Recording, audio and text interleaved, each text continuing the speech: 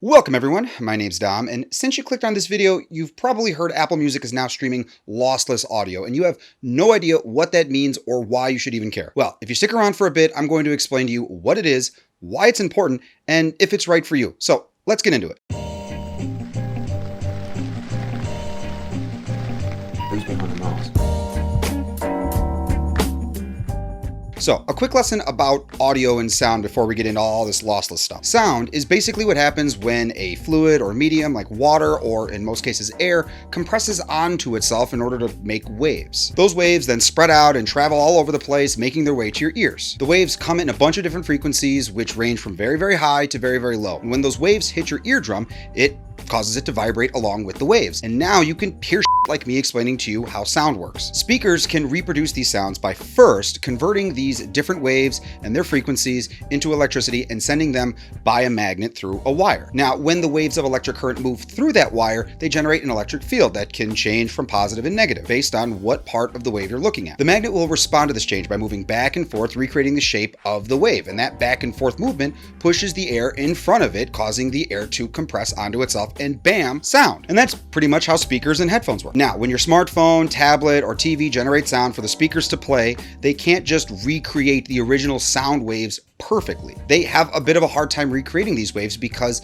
they use binary, which is made up of ones and zeros, and waves are not that black and white. They are curvy and round, which require infinite levels of precision to recreate perfectly, which is something binary cannot do without an infinite amount of time and an infinite amount of binary digits. Now, that doesn't mean we're totally screwed. We can use binary to get really, really close approximations to recreating these waves by recording tiny chunks of each moment of the sound wave with a certain amount of ones and zeros, or bits for short. Bits being an even shorter way of saying the term binary digit, which is what binary is made up of. The amount of bits we want to use per sample chunk of audio is called our bit depth, and high bit depth means more precision and more resolution with how we record and reproduce our sound. Basically, more bits, more accurate sound. Now, sound waves are measured in a few different ways, but for our purposes here, the most important one is hertz, or oscillations per second. An oscillation is nothing more than when a wave goes from the up to the down. And we also measure the number of samples per second of our audio at our specified bit depth, like we talked about before,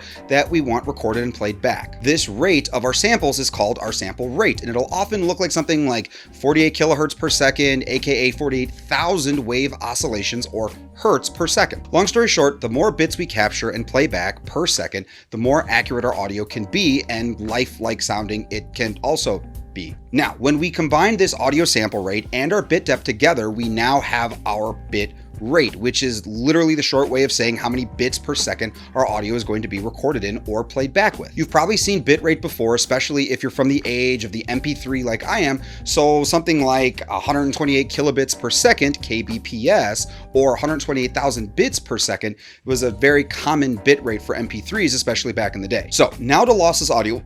Well, okay, almost. Before we can get into that, we need to talk about your ears, which I am assuming are human, or at the very least human based. Humans have very imperfect senses, which includes our hearing. There are many frequencies of sound that we as humans cannot hear that certainly exist, but are just outside of our range of hearing. The typical range for human hearing is between about 20 hertz to 20,000 hertz, where the higher the hertz, the higher the pitch of the sound. So in music, your bass is made up of low hertz sound waves, and for your treble and your high notes, that is made up of your high frequency sound waves. Many of the frequencies that get recorded with our music or our audio that we listen to, and even in videos like this one, are literally ones that we can't hear. So to make audio files smaller, because we really don't need those frequencies, we can strip away all the samples of all these audio frequencies that we won't be able to hear anyway. We can take this one step further because in many cases, there are even more sounds we hardly notice as well, and we can strip those away too, making our recorded audio file even smaller. We can continue this trend of making our audio files smaller and smaller by reducing our bit rate down and our sample rate to basically a level that only reproduces the remaining sound frequencies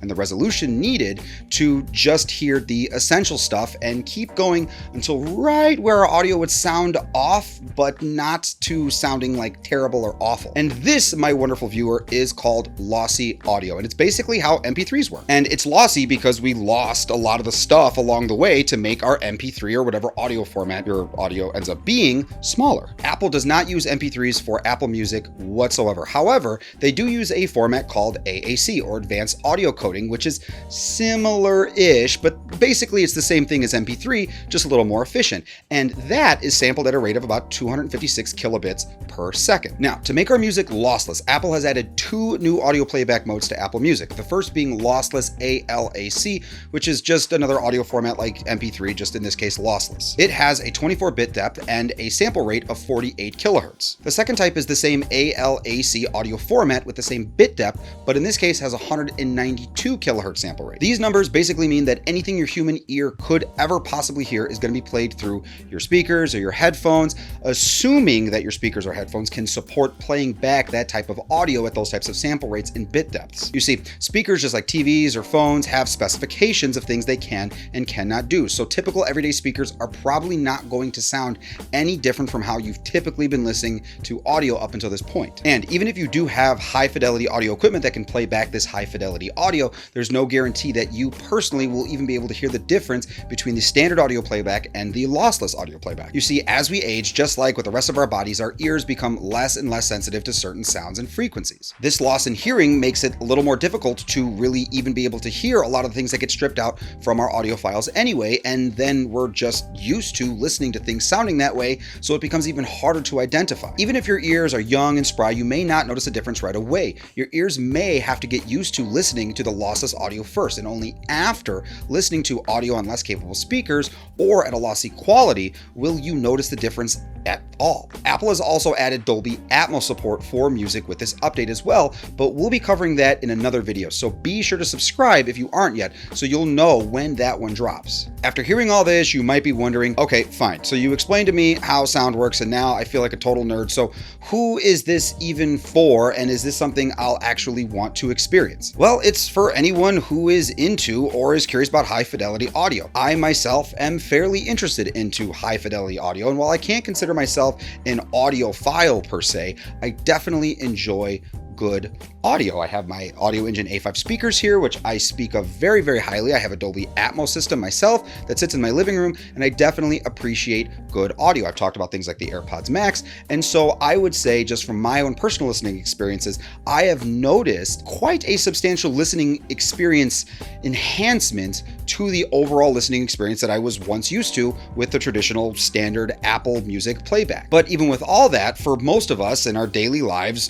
what we have is perfectly fine, and there's no need to complicate it all with these fancy numbers and terms and specs and all that. Hell, Apple isn't even adding support yet to their HomePod and HomePod Mini, which are supposed to be high fidelity audio first before anything else, because they're definitely not Siri first. And as far as we can tell, the AirPods, AirPods Pro, and AirPods Max aren't going to have support for lossless audio as well. So even if you're super deep in the Apple ecosystem like I am, you'll have to go outside of it for audio to really benefit from this new lossless audio playback feature in Apple Music. Now, if you do have a high-end audio system connected to your TV or your computer, you probably can start enjoying it right away. Just be sure that your devices are set to play back in whichever of the 2 lossless audio options you choose. This can and will be different for many of the different audio solutions based off things like operating system and brand and so on and so forth. So if you need any help trying to figure out where you need to go to ensure that you have the proper settings set, let me know down in the comments below, and I'll do my best to help you find whatever it is that you're looking for to make sure you have everything set up correctly. With all of that out of the way, would I say that I'm excited about this Apple lossless music playback?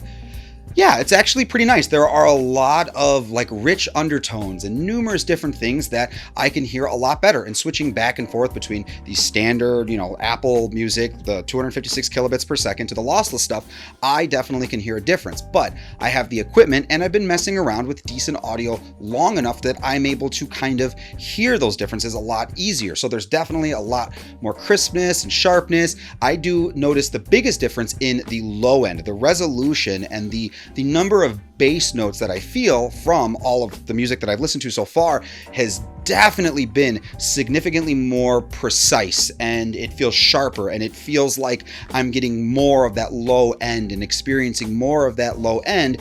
That sounds really, really dirty, more than I ever have before. And it still sounds dirty even after cutting into this segment. So I'm just gonna go and conclude, and this video is now over. So now you know what the lossless audio is, and I really hope you enjoyed this video. If you did, throw a like on it for me. And like I said before, definitely ask me any questions you may have down in the comments below, and please consider sharing the video. It helps the channel out a ton. And as always, talk to you soon.